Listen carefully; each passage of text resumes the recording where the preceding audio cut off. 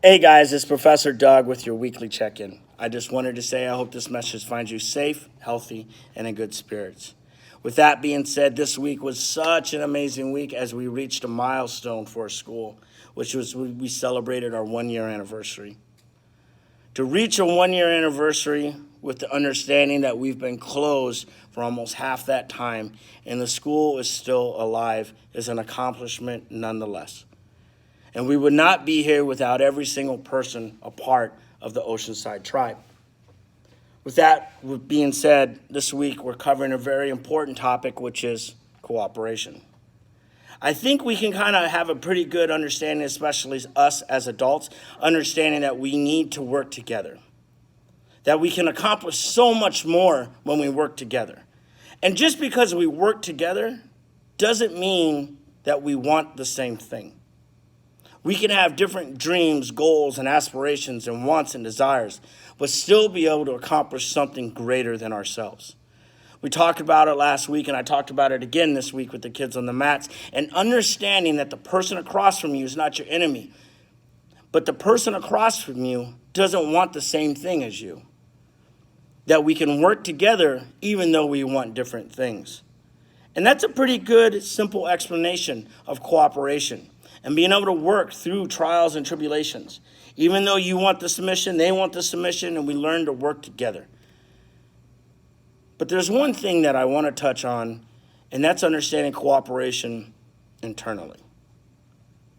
So many times we grind and we push against the grain and we try and we work so hard. But imagine if we worked so much trying to better ourselves as we try to improve on our job.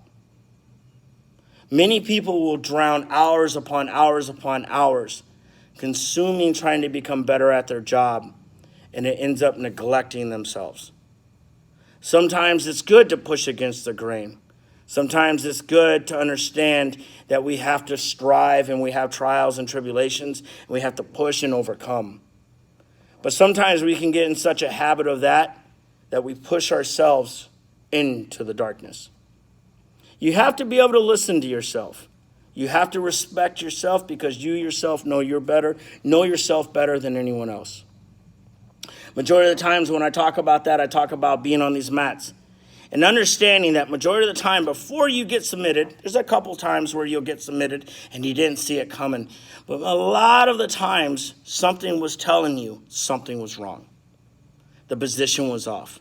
That doesn't feel right. But you decided to push forward anyways, or you didn't know what to do, so instead of reacting, you give the submission. Many times we've been in those positions and we've pushed ourselves into that hole.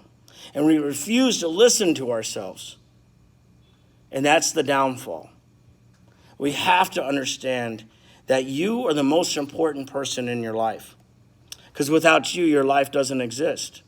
I say it time and time again, but it's like a resounding gong that needs to be heard time and time again.